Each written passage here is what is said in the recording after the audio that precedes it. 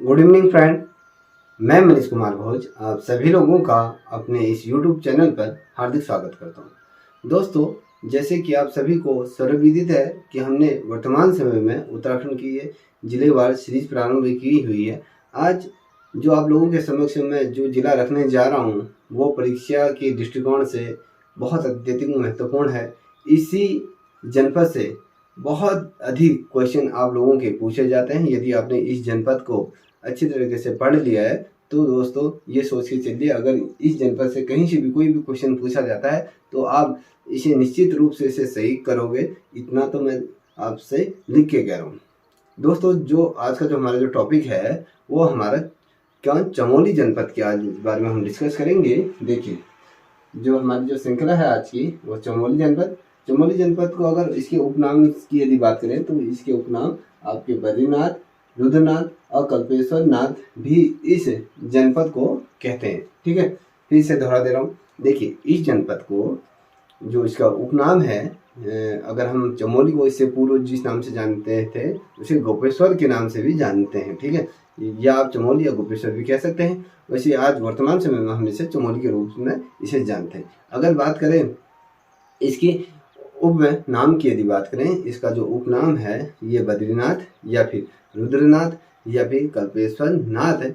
इस चमोली जनपद के ये उपनाम है। ठीक है, कभी भी कोई क्वेश्चन पूछा जाता है कि कल्पेश्वर नाथ किस जनपद के अंतर्गत आता है तो आपको ये पता होना चाहिए कि भाई ये जो नाम है आपके चमोली जनपद से आता है, क्योंकि परीक्षाओं के मद्देनजर ये जिला बहुत ही क्या कहें सेंसिटिव भी है, महत्वपूर्ण भी है। ठीक है, अब बात करते हैं इसके विरुद्ध में अगर दूसरा क्वेश्चन पूछ दिया जाए या कहें रुद्रनाथ किस जनपद के अंतर्गत स्थित है, ऐसे भी क्वेश्चन पूछा जाता है ना, तो आपको पता होना चाहिए चमोली के अंतर्गत। अब बद्रीनाथ कहाँ है ये आपको पता होना चाहिए। बद्रीनाथ से संबंधित बहुत ढेर सारे क्वेश्चन पूछे जाते हैं। ठीक है, यहाँ पर कौन सी गुफाएं हैं, कितने दर्रे हैं, तमाम चीज़ें पूछी जाती हैं, तो ये आपको पता होना चाहिए। ठीक है, हमारी जो श्रृंखला आज की जो रहने वाली है ये चमोली है और बद्रीनाथ और रुद्रनाथ और कल्पेश्वर नाथ इसको कहते हैं। अब यदि इस जनपद की यदि हम विस्तारपूर्वक आपसे इससे चर्चा करूं उससे पूर्व आपको ये समझना होगा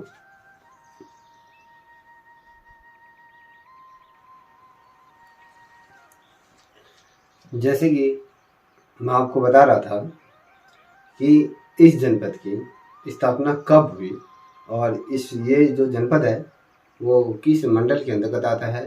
ठीक है, ये तमाम चीज़ें हम इसमें जानेंगे। उसके बाद हम देखेंगे इसके अक्षांश और देशांतर किस अक्षांश में है, किस देशांतर में है, तमाम चीज़ जानेंगे। उससे पहले हमें ये समझना इतना आवश्यक हो जाता है कि बहुत ज़्यादा महत्वपूर्ण हो जाता है। देखिए, पहले ये क्या है हमारा, ये आपका चमोली।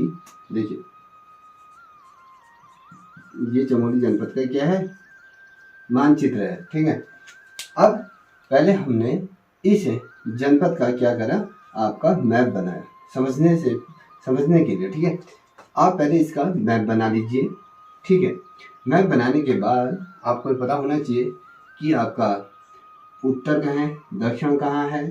ठीक है, आपका पूर्व कहाँ है, पश्चिम कहाँ है, ये अत्यंत आवश्यक है। ये समझना बहुत जरूरी हो जाता है किसी जनपद को दर्शाने के लिए। किस दिशा में ये स्थित है, कहाँ पर किस दिशा की तरफ कौन सी चीज़ें स्थित है, तमाम चीज़ें इसके अंतर्गत पूछी जाती हैं। अब मैं यहाँ पर अगर मैं बात करूँ जो चमोली जनपद मैंने जो दर्शाया आपको चित्र के माध्यम से, अब कभी क्वेश्चन ये पूछा जाता है कि जो चमोली जनपद है उसको कितने जनपद स्पर्श करते हैं, इस चमोली जनपद को कितने उत्तराखंड के जनपद स्पर्श करते हैं, ये आपको पता होनी चाहिए। देखिए, मैंने कहा पूर्व की ओर आपको पिथौरागढ़ जनपद यहाँ पर देखने को मिलेगा। ठीक है, पूर्व की। अगर उत्तर की तरफ हम देखें तो उत्तर की तरफ आपको उत्तरकाशी देखने को मिलेगा और पश्चिम की तरफ आपको रुद्रप्रयाग देखने को मिलेगा। और ठीक है, पश्चिम दिशा की तरफ भी आपको थोड़ा सा जो भूमध्य भाग में, ठीक है, भूमध्य भाग के अंतर्गत आपको यहाँ पर पौड़ी गढ़वाल भी आपको इसी चमोली जनपद को स्पर्श करता हुआ दिखाई देगा। और साथ ही यदि हम बात करें भूमध्य रेखा के थोड़ा सा नीचे की तरफ अगर हम देखें, ठीक है, उत्तर पूर्व के मध्य में देखें तो यहाँ पर आपको बागेश्वर जनपद भी आपको यहाँ पर देखने को मिलेगा। अगर हम कुल जनपद हैं जो स्पर्श करते हैं जो स्पर्श करने वाले जनपदों के बारे में बात करें तो आपके ये 5 जनपद हैं जो आपके चमोली जनपद को क्या करते हैं, स्पर्श करते हैं। ठीक है, इतना आपको समझ गए। आपका भी क्वेश्चन ये बनता है कि जो चमोली जो जनपद है उसको कितनी अंतर्राष्ट्रीय सीमाएं स्पर्श करती हैं। तो देखिए दोस्तों, अगर मैं चमोली की बात करूँ तो चमोली को थोड़ा सा आपके पिथौरागढ़ से लगा हुआ जो एरिया है आपका, थोड़ा सा चीन का ये अंतर्राष्ट्रीय सीमाएं ऐसे स्पर्श करती है। ठीक है, चीन को थोड़ा सा ये स्पर्श करती है, अन्यथा ये सिर्फ आपके ये जनपदों को स्पर्श करती है। देखिए फिर से दोहरा देता हूँ, आपको उत्तरकाशी, रुद्रप्रयाग, पौड़ी गढ़वाल और आपके ये बागेश्वर, साथ ही आपका पिथौरागढ़ जनपद को भी ये स्पर्श करता हुआ चलता है। ठीक, अब अगर हम बात करें इस जनपद के अक्षांश और देशांतर के बारे में अभी बात करेंगे, पूरे तरीके से आपको समझाऊंगा। ठीक है, अगर इस जनपद का मुख्यालय की यदि बात करें, ये चमोली में ही इसका क्या है, मुख्यालय है। ठीक है, चमोली जनपद के अंदर इसका क्या है, मुख्यालय है। और अगर इस जिले की स्थापना की बात करूं तो इस जिले की जो स्थापना हुई थी 1960 में, इस जनपद की क्या हुई थी, स्थापना हुई थी 1960 में। इस जनपद की स्थापना कर दी गई थी। अब किस जिले के किस मंडल के अंतर्गत आता है, तो ये आपके गढ़वाल मंडल के अंतर्गत ये आपका चमोली जनपद आता है। अब कभी क्वेश्चन ये पूछा जाता है कि भैया जो चमोली जनपद है, इस चमोली जनपद की कुल क्या कहते हैं, आपकी क्षेत्रफल कितना है, या फिर आपका पूछा जाएगा कि भैया आपकी यहाँ पे जनसंख्या कितनी है। ये तमाम चीज़ें आपको पता होनी चाहिए। देखिए, अगर हम इसका पहले क्षेत्रफल देख लेते हैं इस जनपद का। इस जनपद का अगर क्षेत्रफल की बात करें तो ये आपका 8030 किलोमीटर, वर्ग किलोमीटर के आधार पर ये है। ठीक है, यहाँ पर वर्ग किलोमीटर है। ठीक है, इसका ये क्या है, ये क्षेत्रफल है चमोली जनपद का। अगर हम यहाँ पर भी देख लेते, अब इस जनपद की कुल जनसंख्या कितनी है, कभी क्वेश्चन पूछा जाता है तो आपको पता होना चाहिए कि आपके जो चमोली जनपद है 2011 के आधार पर ये यहाँ की जो जनसंख्या है 3,91,605।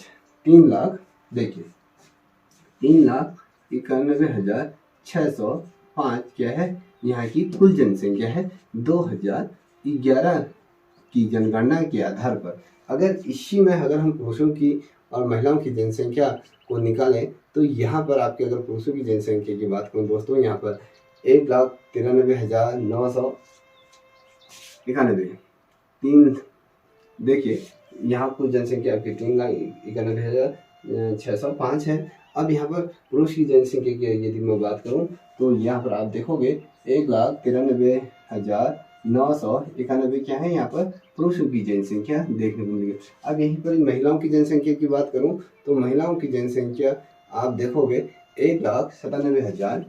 देखिए 1,97,614 क्या है, यहाँ की जनसंख्या है। पुरुष और महिलाओं की कुल जनसंख्या की बात करें तो 3,91,605 आपके यहाँ पर है। वहीं पुरुषों की जनसंख्या 1,93,991 आपके यहाँ पर पुरुषों की है। महिलाओं की 1,97,614 आपके यहाँ पर क्या है, यहाँ पर महिलाएं हैं पुरुषों के सापेक्ष। अब यहाँ की लिंगानुपात की बात करें तो यहाँ का जो लिंगानुपात है ये आपका 2011 के आधार पर बता रहा हूँ। ठीक है, तो 1,000 पर 1,019 यहाँ पर क्या है, लिंगानुपात है। बहुत अच्छा लिंगानुपात है 1,000 पर। यहाँ पर अगर हम बात करें 1,019 यहाँ पर क्या है, लिंगानुपात है। अगर हम इसको देखें तो दोस्तों अगर हम बात करें यहाँ पर महिलाओं की संख्या, महिलाओं पर पुरुषों की संख्या कम है और पुरुषों पर महिलाओं की संख्या यहाँ पर क्या है, अधिक है, जो कि अच्छा संकेत है। ठीक है, क्योंकि बेटी पढ़ाओ बेटी बचाओ का जो आंदोलन या कहें जो कॉन्सेप्ट है सरकार लेके आई की है, कहीं ना कहीं उसका ये ग्राफ ऊपर जाते हुए आपको देखने को मिल रहा है कि महिलाओं का जो प्रतिशत है थोड़ा सा कुछ माइनस की तरफ नहीं प्लस की तरफ आपको बढ़ता हुआ दिखाई दे रहा है। अगर अब यहाँ पर आ रहा है 2011 की जनगणना का घनत्व पूछ रहा है, ये आपका कहाँ का, चमोली जनपद। ये अगर जनसंख्या घनत्व की बात करूं तो यहाँ पर आपका 49 प्रति व्यक्ति, ठीक है, प्रति व्यक्ति है आपका क्या चमोली जनपद का।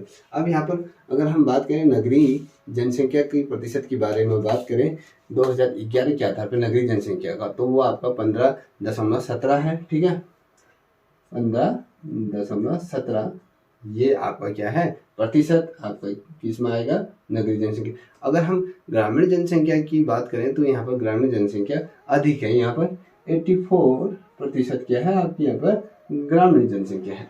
अब यहाँ पर अगर हम 8वें पॉइंट को देखें दोस्तों, तो आप देखोगे जनसंख्या में दशकीय वृद्धि 2001 से लेकर 2011 तक कितनी रही इस चमोली जनपद के अंतर्गत। तो ये आपको पता होना चाहिए कि भैया यहाँ पर जो 91 से नहीं 2001 से कहाँ तक 2011 तक अगर इसकी प्रतिशत की बात करूँ, ये आपके 5.54% क्या रही यहाँ पर आपकी जनसंख्या में दशकीय वृद्धि यहाँ पर आपको देखने को मिलेगी। ठीक, अब थोड़ा सा हम बात कर लें साक्षरता की तरफ बढ़ लेते हैं कि चमोली जनपद की साक्षरता दर क्या है। तो यहाँ पर ये भी बहुत ज़रूरी है क्योंकि 2011 के आधार पर हम बात कर रहे हैं तो ये अत्यंत महत्वपूर्ण हो जाता है। देखिए यहाँ पर अगर हम कुल साक्षरता की बात करें 2011 की, तो ये 82 दशमलव कितना होता है 65।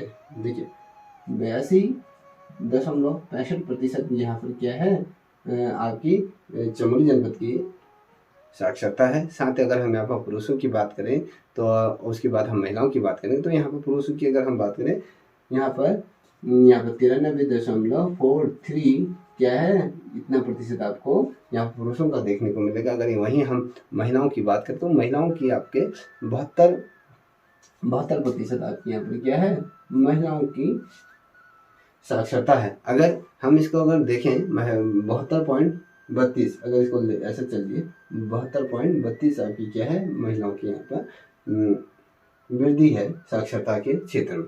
अब हम अगर यहाँ पर इसके सब डिवीजनों की संख्या की बात करें तो यहाँ पर आपके 6 सब डिवीजनों की संख्या आती है। और वहीं अगर तहसीलों की बात करें तो तहसीलों की संख्या यहाँ पर 11 है।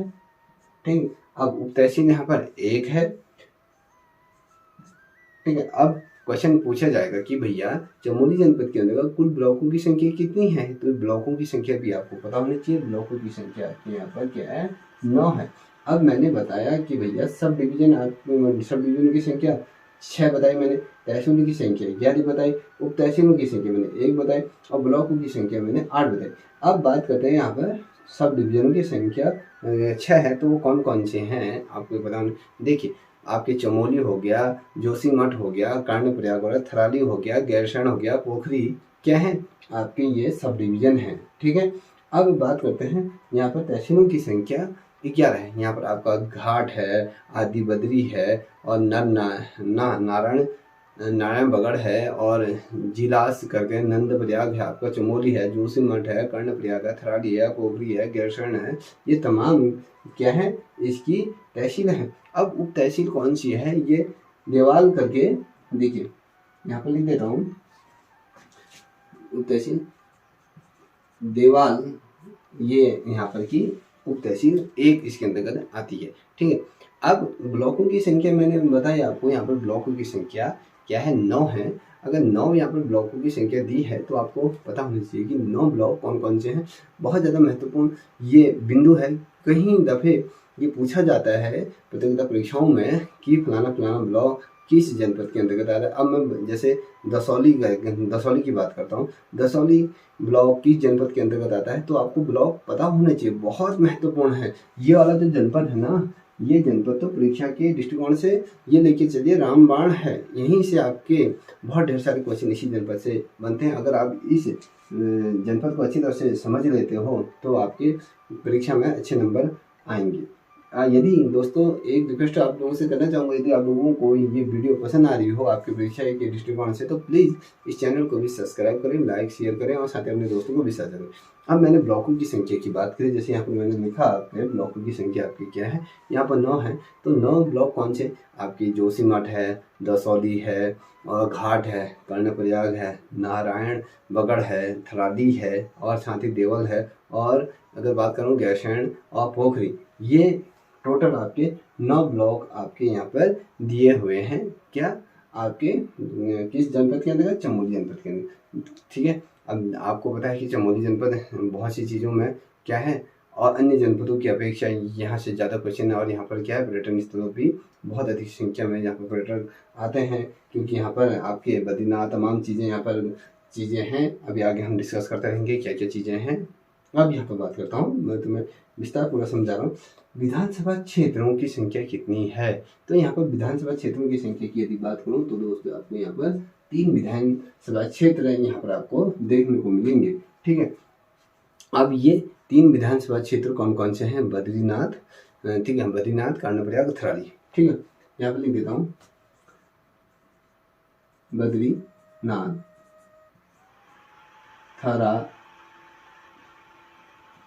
थराली, ठीक है, ये गैरसैंण, ये 3 क्या है आपके ये विधानसभा, सॉरी इसमें बद्रीनाथ के बाद है आपका ये कर्णप्रयाग। ठीक है, कर्णप्रयाग।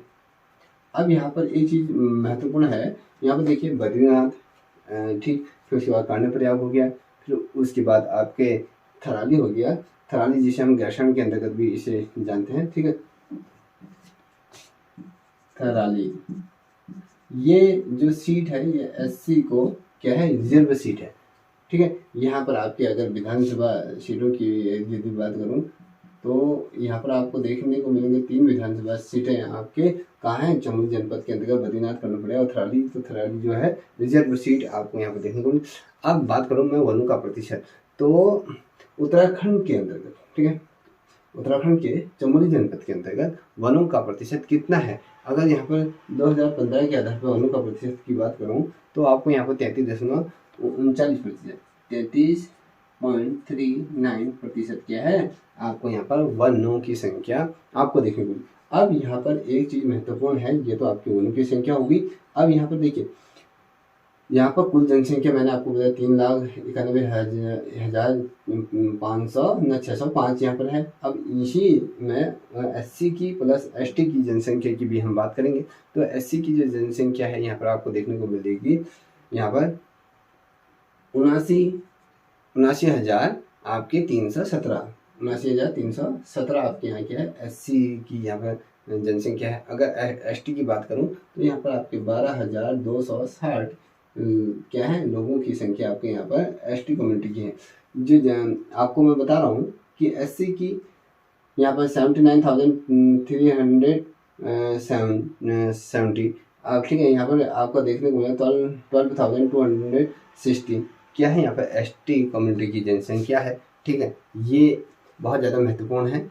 अब थोड़ा सा मैं इसकी तरफ और ध्यान आकर्षित करना चाहूँगा कि भैया आपका जो ये है ना चमोली जनपद की खासियत क्या रही, कब इसका नाम कब पड़ा, मैंने कहा ना इसकी जो स्थापना 1908 में कैसे हुई, क्या हुई, तमाम चीज़ों का उल्लेख हम इस पे करेंगे। ये इसे आप देखते हुए चलिए, आप इसे या फिर नोट से बनाते हुए चलिएगा। देखिए दोस्तों, अगर मैं बात करूं कि इस जनपद की स्थापना की बात, तो 1960 में क्या हुआ, गढ़वाल जनपद से ये अलग होकर क्या करके इसे चमोली नामक क्या कर दिया, एक नया जिला यहाँ पर बनाया। पहले ये कहाँ था आपके जो गढ़वाल जनपद के अंतर्गत ये आता था, तो उसके बाद इसे क्या है चमोली जनपद से वहाँ से गढ़वाल से अलग करके चमोली जनपद नामक एक नया जिला बनाया गया। और चमोली जनपद का जो मुख्यालय था, ठीक है, यहाँ पर मैंने एक चीज़ जो यहाँ पर देख लीजिए, जो इसका मुख्यालय है गोपेश्वर है, ये गोपेश्वर में इसका क्या है मुख्यालय इसको बनाया गया है। इसका जो मुख्यालय आपका गोपेश्वर में स्थित है। अगर मंडल की बात करें तो ये गढ़वाल मंडल के अंतर्गत आता है। और अलकनंदा यहाँ की क्या है प्रसिद्ध नदियों में से एक में है। ये अलकनंदा नदी यहाँ की क्या है प्रसिद्ध क्या है नदी है यहाँ की, फेमस। ठीक है, अब प्रसिद्ध नदी है, ये जो नदी है जो तिब्बत की जाकर श्रेणी से ये निकलती है। ठीक है, अब कभी क्वेश्चन बनेगा, ये मैं अभी यहाँ पर पर्वत बना देता हूँ, देखिए। ठीक है, ये मैंने पर्वत बना दिया। अब आपको समझने के लिए मैं बना रहा हूँ। ये थोड़ा सा आपके ये नदी भी बना दी है। अब जो ये नदी निकल रही है ना दोस्तों, इसको थोड़ा ध्यान से देखिए। ये जास्कर नामक ये क्या है, श्रेणी है। यहाँ से निकलती है कौन, अलकनंदा। ठीक, अलकनंदा नदी निकलती है जो तिब्बत की है। ये तिब्बत है, यहाँ से तिब्बत लग जाता है। ठीक है, तो यहाँ से ये निकलती है। और साथ ही अगर मैं बात करूँ अलकनंदा की, तो अलकनंदा मैं कहते हैं अलकनंदा में जब 20 जुलाई 1917 में एक बहुत भारी क्या हुई, बाढ़ आई, जिसके अंतर्गत अलकापुरी जो चमोली का अधिकांश भाग क्या हो गया था, ये बह गया था, जिसमें अधिकतर क्या सरकारी भवन थे। और अतः यहाँ पर जो मुख्यालय थे वो गोपेश्वर के से स्थानांतरण इसको कर दिया गया। देखिए, जो मुख्यालय थे वो गोपेश्वर स्थानांतरण यहाँ कर दिया गया। ठीक है, अब कभी क्वेश्चन बनेगा कि अलकनंदा में भीषण बाढ़ कब आई, तो आपको पता होना चाहिए कि भैया जो बाढ़ आई थी आपकी, ये अलकनंदा नदी है, तो ये बाढ़ आई थी आपकी 1917 में। 1917 में ये आपकी बाढ़ आई थी। कहाँ, अलकनंदा नदी में आए थे, जिसकी वजह से क्या हुआ, यहाँ पर अलकापुरी जो चमोली का अधिकांश भाग क्या हुआ था, ये बह गया था। जो यहाँ पर जिन पर जिससे ज़्यादा क्षतिग्रस्त हुआ ना, जो क्षेत्र जो इसमें जो नुकसान हुआ, तो वो सरकारी भवन थे जिसका नुकसान होता। और बाद में इसका जो मुख्यालय था ये गोपेश्वर किया गया, स्थानांतरण इसको कर दिया गया।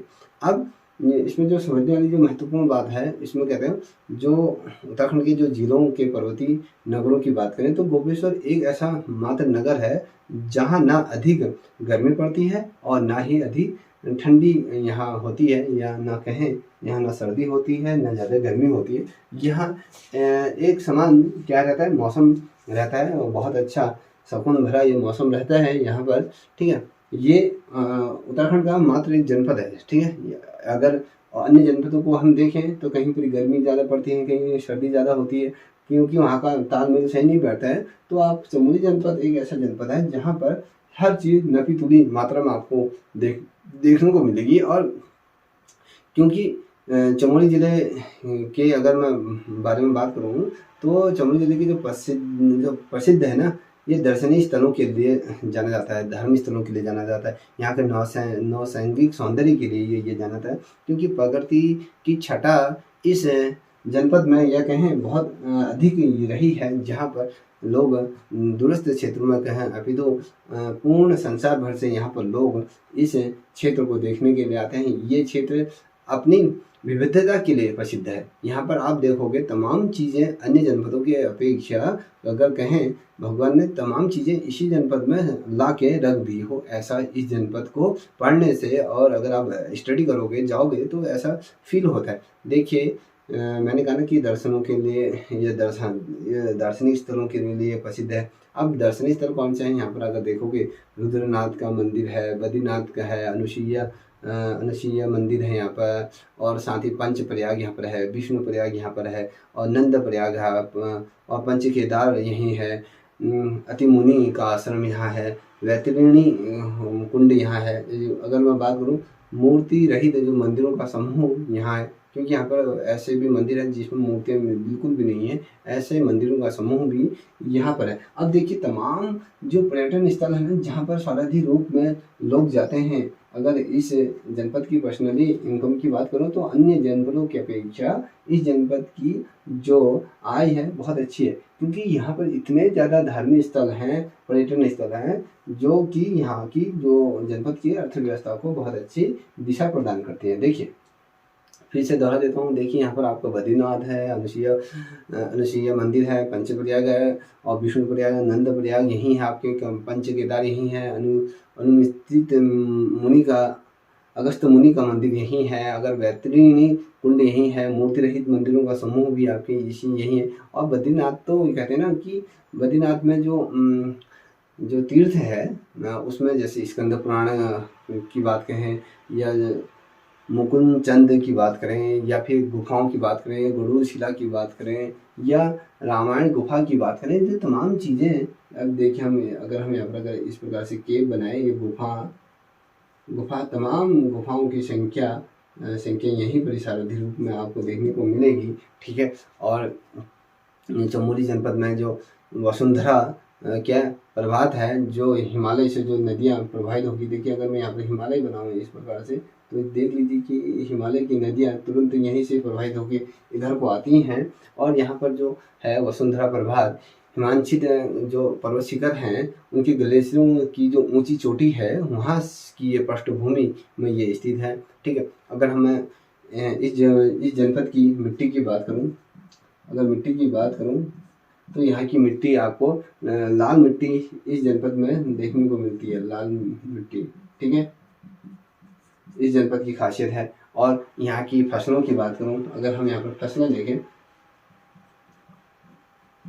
फसलों की बात करें तो अगर यहाँ पर आप फसलें देखोगे तो फसलों में जौ हो गया, मडुआ हो गया, आपके यहाँ पर मसूर हो गया, सरसों हो गया, सोयाबीन हो गया, चाय हो गया, तमाम चीज़ें। अब फलों की बात करें तो यहाँ पर कौन कौन से फल है आपके यहाँ पर, सेब, नाशपाती, अखरोट, सेब हो गया, नाशपाती हो गया, अखरोट हो गया, तमाम चीज़ें आपको इस जनपद में देखने को मिलेंगी। और अगर हम यहाँ के मेलों की बात करें तो मेलों को थोड़ा सा ध्यान से देखिएगा, यहाँ पर मेले भी बहुत ज़्यादा अपनी अहम भूमिका निभाते हैं। यहाँ पर गौचर का जो मेला लगता है बहुत प्रसिद्ध मेला होता है। कभी क्वेश्चन पूछा जाता है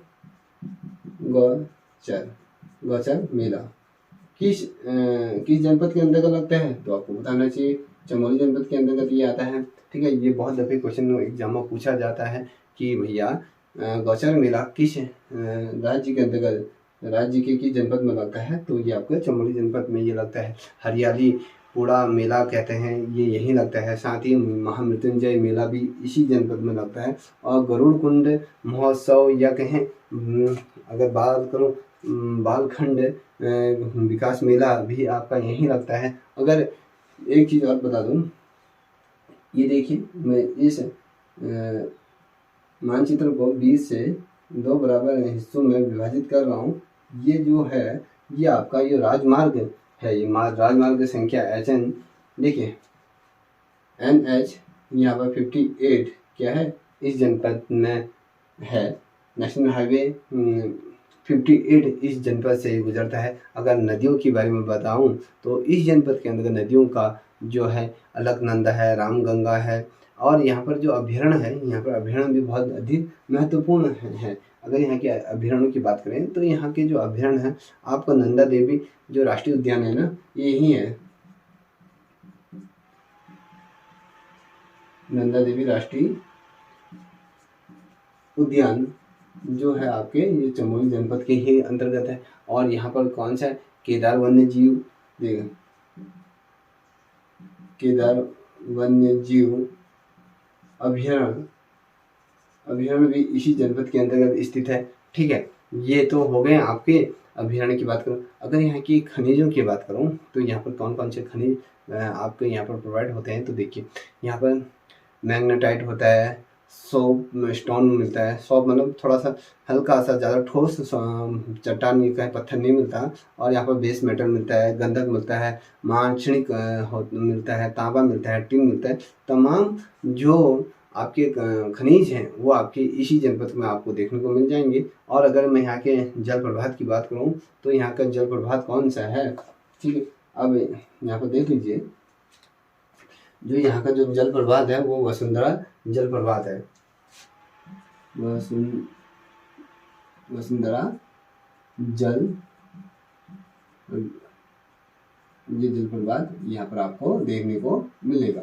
ठीक है, अब जो महत्वपूर्ण जो चीज़ है उस पर भी नज़र डालते हैं कि भैया यहाँ पर और क्या चीज़ है। यहाँ पर तप्त कुंड की बात करूँ तो तप्त कुंड है जो बद्रीनाथ चमोली की जनपद के अंतर्गत आता है। अब कभी क्वेश्चन बनेगा कि तप्त कुंड किस जनपद के अंतर्गत आता है, किसके ये निकट स्थित है, तो आपको पता होना चाहिए चमोली जनपद के अंतर्गत आता है, बद्रीनाथ के निकट ये है। ठीक है, ये बहुत अत्यधिक महत्वपूर्ण प्रश्न आप लोगों के समक्ष रख रहा हूँ। अगर पूछा जाता है कि यहाँ के हवाई अड्डों के बारे में पूछा जाता है तो यहाँ का जो हवाई अड्डा है ना, देखिए हवाई अड्डे की बात कर रहा हूँ, ठीक, अड्डे की बात करूँ तो यहाँ पर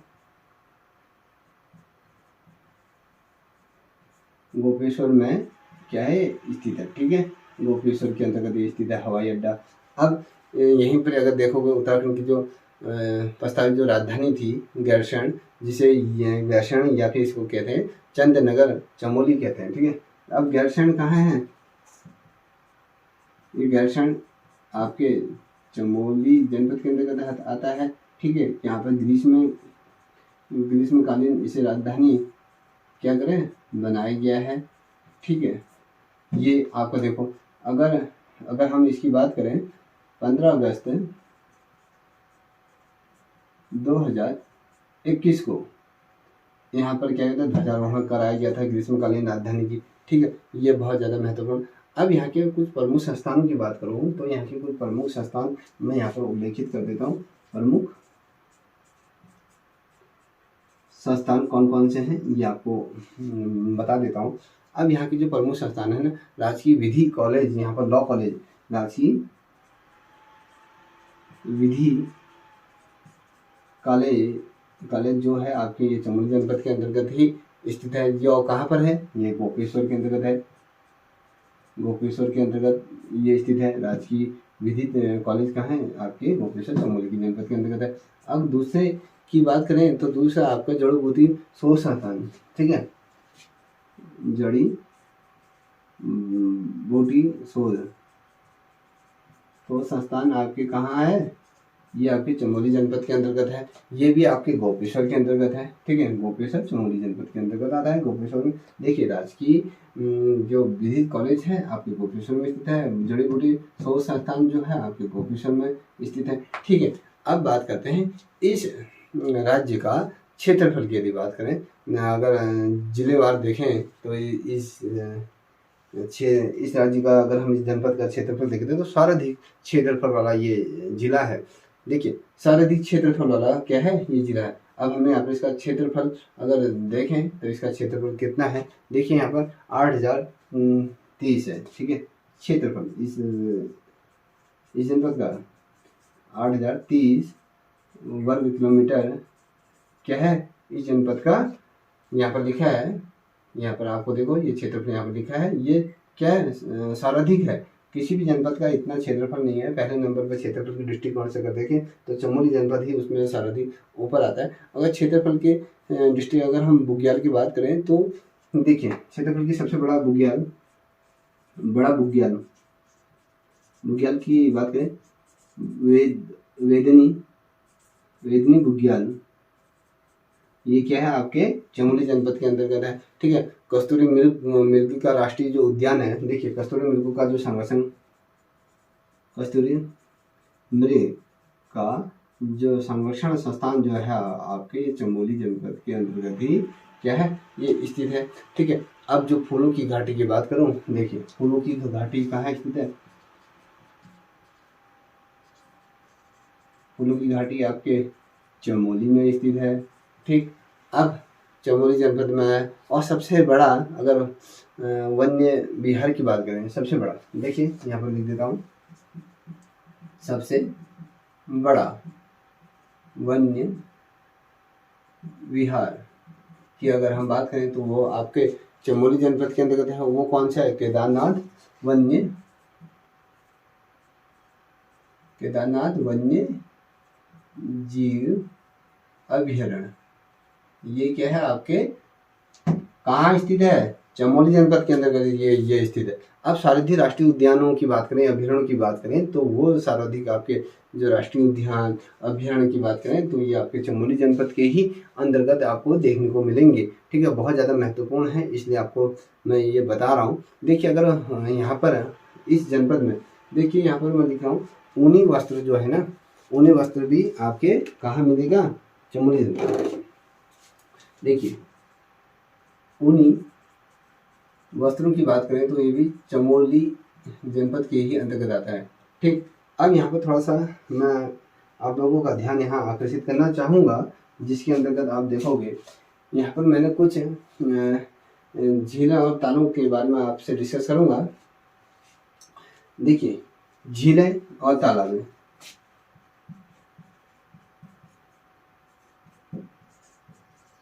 झीलें तालाबें उनके बारे में बात करूँगा, कौन कौन सी झीलें और तालाबें इसके अंतर्गत आती हैं तो आपको पता होना चाहिए। देखिए जो रूपकुंड है, रूपकुंड और हेमकुंड भी इसे कहते हैं, ठीक है। पहला रूपकुंड या हेमकुंड इसे कहा जाता है, ठीक है। अब ये कहाँ है ये आपको पता होना चाहिए कि भैया ये कुंड किधर स्थित है। तो जो ये कुंड स्थित है आपके चमोली जनपद के अंतर्गत ये कुंड आता है, ठीक है। अब इसी के अंतर्गत मैं अगर दूसरे कुंड के बारे में बताऊं तो आप यहाँ पर देखते हुए चलिएगा। दूसरा कुंड है आपका लोकपाल कुंड, जिसे हेमकुंड भी कहते हैं। ये कहाँ आपके चमोली में है, ठीक। अब दूसरी चीज के बारे में मैं बता रहा हूँ, उसको नोट करते हुए चलिएगा। मैं यहाँ पर कुंडों के बारे में लिख रहा हूँ। अब देखिए यहाँ पर दूसरा जो है संतोपत जो संतोपत ताल है, ये कहाँ है आपके चमोली में है। उसके बाद आप देखोगे सुखदी ताल की बात करें तो ये आपके चमोली में है। उसके बाद आपका बिहरणी ताल की बात करेंगे, ये भी आपके चमोली में है। फिर आता है आपका विष्णु ताल की बात करते हैं, ये भी आपके कहाँ है चमोली जनपद के अंतर्गत आता है। फिर यहाँ पर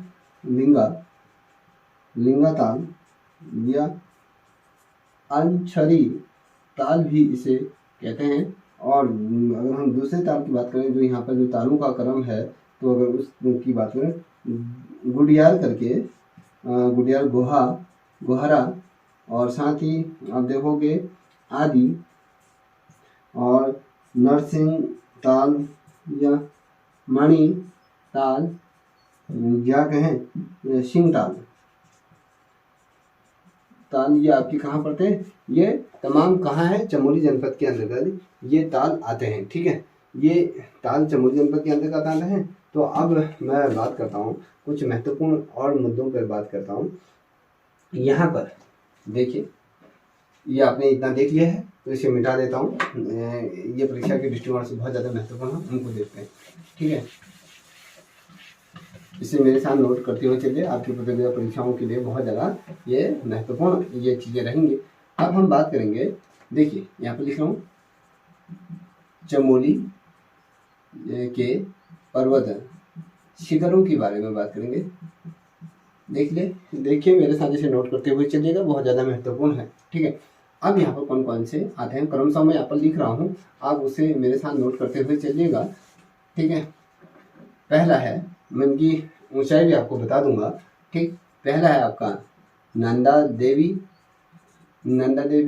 की अगर ऊंचाई की बात करूं तो ये समुद्र तल से 7,817 मीटर की ऊंचाई पर स्थित है। अगर हम दूसरे पर्वत शिखर के बारे में बात करें तो कामेट पर्वत कहाँ है आपके, ये चमोली जनपद के ही अंतर्गत है। अगर हम इसकी समुद्र तल से अगर इसकी ऊंचाई के बारे में बात करें तो 7,756 मीटर क्या है समुद्र तल से इसकी ऊंचाई है। आपको बाय हार्ट ये याद होना चाहिए, तभी आप इस प्रतियोगिता परीक्षाओं में इसको कर सकते हो, ठीक है। अब तीसरे बिंदु की बात करें, तीसरा जो आता है वो शायद नंदा देवी, हाँ नंदा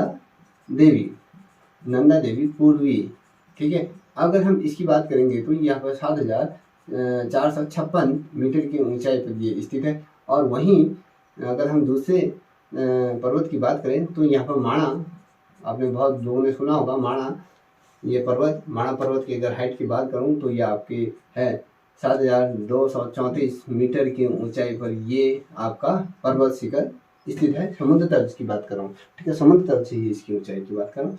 अब 5वें नंबर की यदि मैं बात करूँ दोस्तों, जो महत्वपूर्ण भी है वो आपका बद्रीनाथ।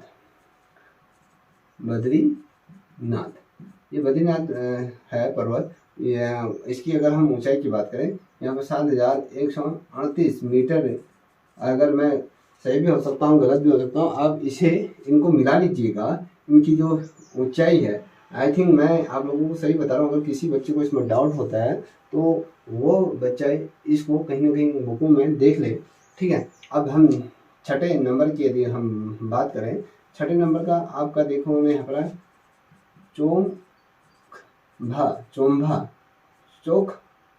चोखभा करके एक पर्वत है, इसकी जो ऊंचाई है ये भी आपके 7,138 मीटर की इसकी भी ऊंचाई है। साथ ही अगर हम अगले पर्वत की बात करें, 7वें नंबर का त्रिशूल पर्वत आपने पढ़ा होगा, ठीक है। त्रिशूल पर्वत की ऊंचाई की अगर बात करें, ये 7,120 मीटर इसकी क्या है, ऊंचाई है समुद्र तल से। और 8वें नंबर की अगर हम पर्वत की बात करें तो ये जो पर्वत है आपके द्रोणागिरी ये पर्वत है, और इस पर्वत की ऊंचाई 7,066 मीटर की ऊंचाई पर ये स्थित है। देखिए, तमाम पर्वत श्रृंखलाएं और जो बड़े बड़े दर्रे हैं जिसके अंदर आप देखोगे, दर्रों की बात करूँ तो नीति दर्रा है, किंगरी बिंगरी है, माणा है, डुंगरी ला है, बाराहोती, जो तमाम ये हैं ये आपके किस जनपद के अंतर्गत हैं, ये चमोली जनपद के अंतर्गत तमाम चीज़ें हैं। अब अगला मैं पर्वत की बात करूँ, 9वें पर्वत की, तो ये आपका देखने को मिलेगा द्रोणागिरी आपने सुना होगा। द्रोणागिरी पर्वत आपका कहाँ है, ये आपका उत्तराखंड के अंतर्गत चमोली जनपद के अंतर्गत है। ये भी आपका 7,066 मीटर की ऊंचाई पर है। अगर 10वें नंबर के पर्वत की बात करूं तो यहाँ पर आपके केदारनाथ, ठीक है। यहाँ पर हमने 5वें नंबर पे कहा था बद्रीनाथ की बात करें, यहाँ पर केदारनाथ पर्वत की बात करें, ठीक है। केदारनाथ पर्वत है। अब इसकी ऊंचाई कितनी है, 6,945 मीटर की इसकी क्या है, ऊंचाई है। अगर 11वें नंबर के पर्वत की बात करें, जो महत्वपूर्ण भी है परीक्षा के दृष्टिकोण से, नंदा कोटा पर्वत है। इसकी ऊंचाई की बात करें 6,806 मीटर की ऊंचाई पर ये स्थित है। अब 12वें नंबर के पर्वत के बारे में बात कर रहा हूँ, बहुत ज़्यादा महत्वपूर्ण, इसे समझे कि ये तमाम चीज़ें आपको पता होनी। नंदा खाट ये पर्वत है। इसकी जो ऊंचाई है 6,674 मीटर की इसकी क्या है, ऊंचाई है। देखिए, इसी जनपद के अंतर्गत मैंने आपको चमोली जनपद के कुछ पर्वत श्रृंखलाओं के बारे में बताया। पहला आपका ये आपको देखोगे ये बद्रीनाथ है, दूसरा आपके कामेट पर्वत है, तीसरा आपका ये नंदा देवी पर्वत है, चौथा आपका माणा है, पांचवा आपको बद्रीनाथ पर्वत है, छठा आपका चौतंभा करके पर्वत है, और सातवां आपके त्रिशूल पर्वत है, और आठवां द्रोणागिरी पर्वत है, और नौवां आपका द्रोणा पर्वत करके है, और 10वां आपके केदारनाथ पर्वत है, और 11वां आपका नंदा कोटा पर्वत है। नंदा घाट में पर्वत जो है आपकी ये श्रृंखलाएं आपको देखने को मिलेगी। सिर्फ आपके चमोली जनपद के अंतर्गत ये तमाम चीज़ें आपको देखने को मिलेगी। अब हम यदि मैं बात करूं आपसे कुछ महत्वपूर्ण पर्वत श्रृंखलाओं के बारे में बात करूं, तो वो पर्वत श्रृंखलाएं भी अत्यंत महत्वपूर्ण है। अब कहाँ पर कौन सी पर्वत श्रृंखलाएं हैं ये भी आप देख लीजिए, क्योंकि परीक्षा के दृष्टिकोण से ये भी अत्यंत महत्वपूर्ण है, ठीक है। अब मैंने आपको बताया कि भैया आपके जो दर्रे हैं, जो दर्रा है, दर्रे के बारे में बात कर रहा हूँ। देखिए, मैंने कुछ दर्रे यहाँ पर लिखे हैं। नीति दर्रा लिखा है, किंगरी बिंगरी दर्रा लिखा है, माणा या डुंगरी है, बाराहोती है। ये कहाँ कहाँ स्थित है, किसके अंतर्गत आते हैं, कौन से क्षेत्र के अंतर्गत। अगर आप देखोगे जो नीति दर्रा है वो आपके चमोली और तिब्बत को, ये तिब्बत से मिलता है, चमोली और तिब्बत के मध्य ये तिब्बत है, ठीक है, चमोली और तिब्बत। वहीं पर आप अगर किंगरी बिंगरी को देखोगे तो किंगरी बिंगरी भी आपके चमोली और तिब्बत के मध्य में ये स्थित है। और वहाँ पर माणा की अगर बात करूँ, ये भी आपके चमोली और तिब्बत में, ठीक है। यहाँ पर लिख देता हूँ आपको समझने के लिए, चमोली और तिब्बत की बात कर रहा हूँ। अब यहाँ पर एक बाराहोती है जो आपको देखोगे चमोली और पिथौरागढ़ के अंतर्गत ये मिलता है। देखिए, अब मैंने यहाँ पर लिखा है, यहाँ पर बाराहोती है, ये पिथौरागढ़ है।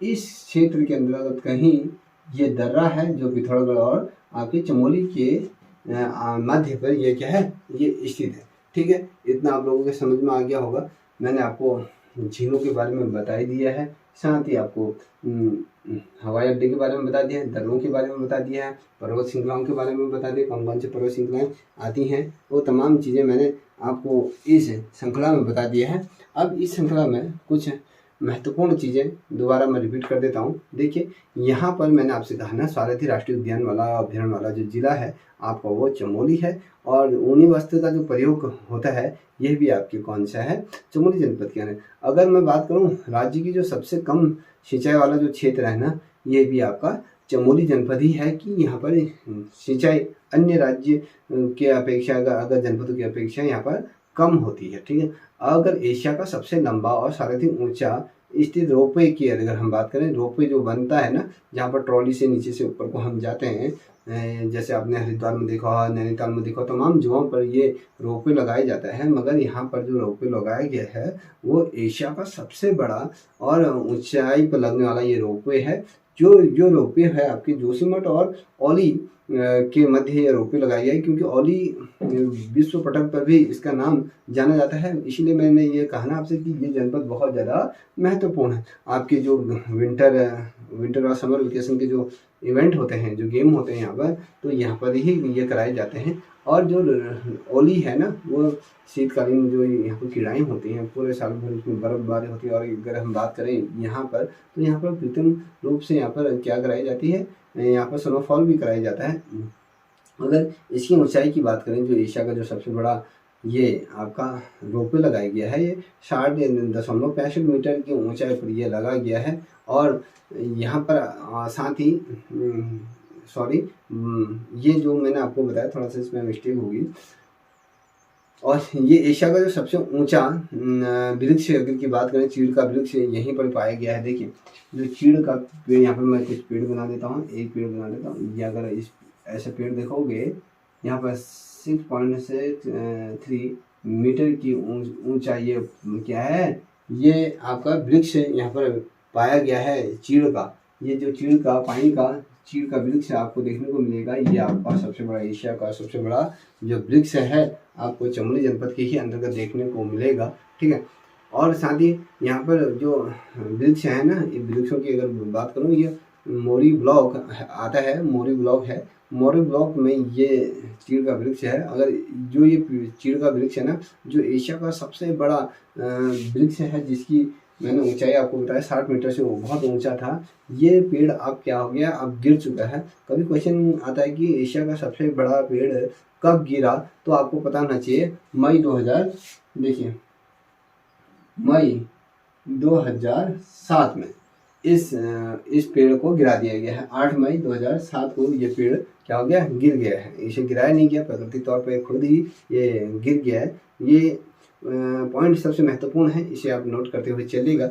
देखिए, यहाँ पर लिंगाता अंछारी ताल की भी यहीं स्थित है। अगर मैं बात करूं कि ये किस जगह पर स्थित है, फूलों की घाटी के मध्य में स्थित है। फूलों की घाटी भी यहीं पर है। और कहते हैं ना, बुग्याल से जो हिमालय का जो सबसे बड़ा भव्य दर्शन होता है, अगर बुग्याल की बात करूं, जहाँ से हिमालय बहुत खूबसूरत दिखता है,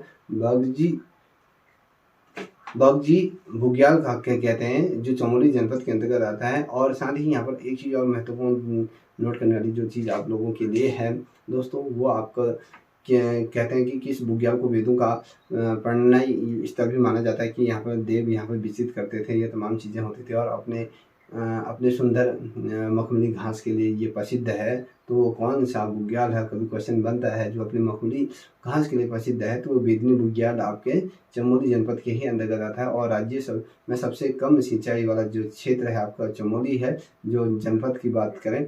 और बद्रीनाथ जो बद्री विशाल के नाम से भी हम जानते हैं, जो ये जोशीमठ चमोली से ये 51 किलोमीटर क्या है, उत्तर दिशा की तरफ। अगर हम यहाँ पर अगर मंदिर बना दूँ इस प्रकार से, ठीक है, यहाँ पर अगर हम मंदिर बना दें, तो इस मंदिर के उत्तर दिशा की तरफ 51 किलोमीटर क्या है, ये बद्रीनाथ को मुक्ता पर्दा और योगा सिद्धि और नर नारायण आश्रम आदि नामों से इसे जाना जाता है। यहाँ पर आपके पंचकुंड हैं, पंचशिला है, अगर पंच धाराएँ भी क्या है, यहीं पर। अभी कभी कोई क्वेश्चन बनेगा कि पंच धाराएँ कहाँ स्थित हैं, तो आपको पता होना चाहिए कि बद्रीनाथ के अंतर्गत ये पंच धाराएँ हैं। पंचकुंड कहाँ स्थित हैं, ये भी आपके बद्रीनाथ बद्री विशाल के अंतर्गत वहाँ स्थित है। योगा सिद्धि आश्रम कहाँ है, ये तमाम मुक्ति पर्दा कहाँ है, तो ये भी आपकी कहाँ है, चमोली जनपद के अंतर्गत बद्रीनाथ में ये स्थित है।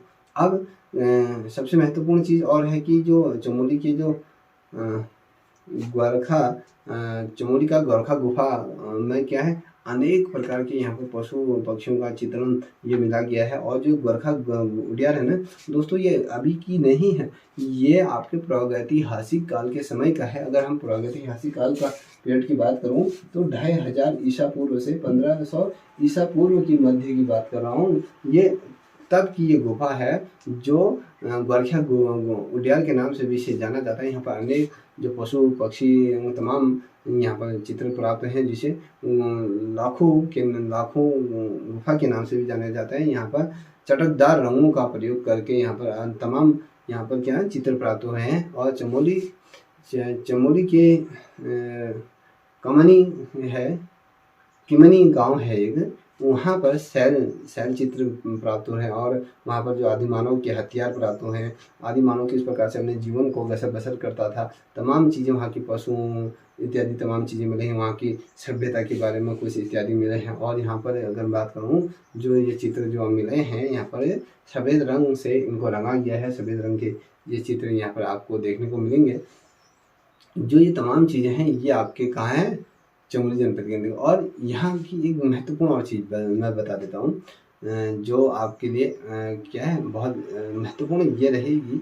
ये है आपकी दोस्तों कि राज्य की सर्वाधिक ऊंचाई वाली अधिकांश चोटियाँ कहाँ स्थित हैं। क्वेश्चन पूछा जाएगा तो आपके चमोली जनपद के अंतर्गत है। अगर कभी क्वेश्चन में पूछा जाएगा कि चमोली जिले में अलकनंदा निकलती है, कहाँ से निकलती है, जो संतोपत पर्वत है वहाँ से ये हिमनद या कहें संतोपत ताल से ये निकलती हैं। ठीक है, अब वहीं पर कभी क्वेश्चन ये बजेगा कि अलकनंदा में सर्वप्रथम लक्ष्मण गंगा या फिर सरस्वती नदी निकलती है। ठीक है, और सरस्वती और अलकनंदा का मिलन किस स्थान पर होता है, कभी पूछा जाता है। देखिए केशव प्रयाग, जितने भी प्रयाग है ना जहाँ पर जिनका संगम है, ये तमाम संगम आपके क्या है चमोली जनपद के ही अंदर स्थित है दोस्तों। देखिए क्वेश्चन क्या बना, अलकनंदा में सर्वप्रथम लक्ष्मण गंगा और फिर आगे सरस्वती नदी मिलती है। ठीक है, एक तो ये बना। और दूसरा क्या बना, जो सरस्वती और अलकनंदा का जो मिलन स्थल है वो कहाँ पर है, किस जगह पर इनका मिलन स्थल है, ये केशव प्रयाग है जहाँ पर इनका मिलन होता है, वो आपके चमोली जनपद के अंदर। इसी प्रकार के क्वेश्चन पूछे जाते हैं, जैसे कि नंद प्रयाग है, नंद प्रयाग में इसे क्या कहते हैं, नंद प्रयाग में इसे मंदाकिनी नदी मिलती है। यहाँ पर नंद प्रयाग में मंदाकिनी नदी मिलती है, जो नंदा घुंटी से निकलती है। ठीक है, यहाँ पर क्या होती है, नंदाकिनी यहाँ पर मिलती है। ठीक है, अब अगर मैं साहसी पर्यटन के बारे में बात करूँ, पर्यटन के तौर पर जहाँ पर स्केटिंग होती है, तमाम चीज़ें विंटर गेम होते हैं, जो प्रसिद्ध बुग्याल कौन सा होता है, ये औली है जो चमोली जनपद के पास ये स्थित है। और राज्य में जो मृग हमारे जो कस्तूरी मृग है, जो उनका संरक्षण और उसका प्रजनन का सर्वप्रथम जो प्रयास किया गया वो कहाँ किया गया, क्वेश्चन बनेगा ये किस राज्य के किस जनपद में किया गया है, तो ये आपके चमोली जनपद में किया गया। कब किया गया, 1972 में ये इस चीज़ को शुरुआत कर दी गई थी चमोली में। ठीक है, अब वहीं पर ही जो अगला क्वेश्चन बनेगा, हिमपुत्रियों की ललकार वन नीति बदलो सरकार, ये आपने बहुत दफ़े ये नारा सुना होगा। ये क्या है, जीवन प्रण करने वाला ये नारा है कि हिमपुत्रियों की ललकार, वन नीति बदलो सरकार, जागो जागो वनवासियों जागो, नामक पंक्तियाँ कहाँ से दी गई हैं, कभी क्वेश्चन बनेगा तो ये चिपको आंदोलन से ये पंक्तियाँ दी गई हैं। चिपको आंदोलन की सूत्रधार यहीं से हुआ था। और प्रदेश में ना अगर मैं बात करूँ दोस्तों, जो प्रदेश के जो तत्कालीन मुख्यमंत्री थे उस समय, विजय भगोड़ा ने क्या करा था, चमोली जिले के जो गैरसैंण है ना, इसको प्रदेश के दूसरे विधानसभा भवन का यहाँ पर नाम के द्वारा शिलान्यास किया गया। कभी क्वेश्चन बनेगा कि ये शिलान्यास कब किया गया। यहाँ पर अब 14 फरवरी 2013 को इसको क्या कर दिया गया था, आपको यहाँ पर शिलान्यास किया गया था दूसरे विधानसभा भवन के रूप में। अब कभी क्वेश्चन बनेगा ये किसके द्वारा किया गया था, जो विजय भगोड़ा जो थे मुख्यमंत्री, उनके द्वारा इसको करा दिया गया था। ठीक है, विजय भगोड़ा मुख्यमंत्री द्वारा इसका शिलान्यास कहाँ करा दिया गया था, ये ग्यारसैंण में विधानसभा भवन का निर्माण इनके द्वारा यहाँ पर इसके शिलान्यास किया गया था। अगर मैं बात करूँ जो विश्व प्रसिद्ध एक मूवमेंट चला था ना, जिसे हम चिपको आंदोलन से जानते हैं, ये आंदोलन क्या था, कहाँ तक ये फैला। देखिए, एक वनों का संरक्षण के लिए ये आंदोलन चलाया गया था, जो उत्तराखंड में ही नहीं अब तो संपूर्ण भारत से भी बाहर या कहें पूरे विश्व में ये आंदोलन की चिंगारी लगी, जिसके अंदर वृक्षों का सम्मान करने के लिए ये तमाम चीज़ें की गई थी। जैसे कि आपने ऊपर मैंने एक नारा आपको सुनाया था कि हिमपुत्रों की ललकार, वन नीति बदलो सरकार जागो, वनवासियों जागो करके ये पंक्ति दी थी, ये चिपको आंदोलन से ही प्रेरित ये थी। आज चिपको आंदोलन के लिए हम बात करें तो इस आंदोलन की शुरुआत जो हुई थी 1972 में इस आंदोलन की शुरुआत हुई थी, क्योंकि इस समय वनों को अंधाधुंध तरीके से यहाँ पर क्या करता है, अवैध तरीके से इसमें कटाई हो रही थी, बहुत बड़े स्तर पर इसका हो रही थी। इसका जो उद्देश्य था कि 1974 में जो चमोली जिले में गोपेश्वर नामक स्थान पर क्या हुआ, 23 वर्ष की एक विधवा महिला थी जिनका नाम था आपका गौरा देवी। इन्होंने क्या करा, उनके द्वारा एक मूवमेंट चलाया गया था जिसके तहत वृक्षों की सुरक्षा के लिए ग्रामीणों क्या करा, ग्रामीणों द्वारा वृक्षों को पकड़कर उनके चारों ओर क्या कर दिया, अपने आप को लपेट लिया। और जिस समय ये आंदोलन चला, ये पूरे प्रदेश में इसकी बहुत अधिक व्यापक तौर पर ये इसमें जागरूकता आई और वनों पे ये चिपक गए थे। इसी कारण इस आंदोलन को चिपको आंदोलन भी कहते हैं कि वनों पर ये चिपक गए और इसलिए इस आंदोलन का नाम चिपको आंदोलन पड़ा। चिपको आंदोलन को अपने शिखर तक पहुंचाने का जो काम किया, जो प्रयाणवादी जो थे आपके सुंदरलाल भगोड़ा जी और चंडी प्रसाद भट्ट, ने महत्वपूर्ण इसमें क्या करा, अपनी भूमिका निभाई और इसी आंदोलन से ये लोग विश्व विख्यात हुआ और इन तमाम लोगों ने अपना संपूर्ण जीवन पर्यावरण के प्रति समर्पित कर दिया और अंततः इनकी जो मृत्यु भी हुई पर्यावरण के संरक्षण के ही अंतर्गत हुई। देखिए, इस आंदोलन के लिए चमोली के जो चंडी प्रसाद थे ना, चंडी प्रसाद भट्ट को कहते हैं कि 1981 में रेमन मैगजीन पुरस्कार से भी इनको सम्मानित किया गया था। ठीक है, अब क्वेश्चन बनता है, अब मैं थोड़ा सा खेल की तरफ बढ़ता हूँ। देखिए, जो मैं ये नाम लिख रहा हूँ, आपने ये नाम पढ़ा होगा, ये परिमार्ज नेगी।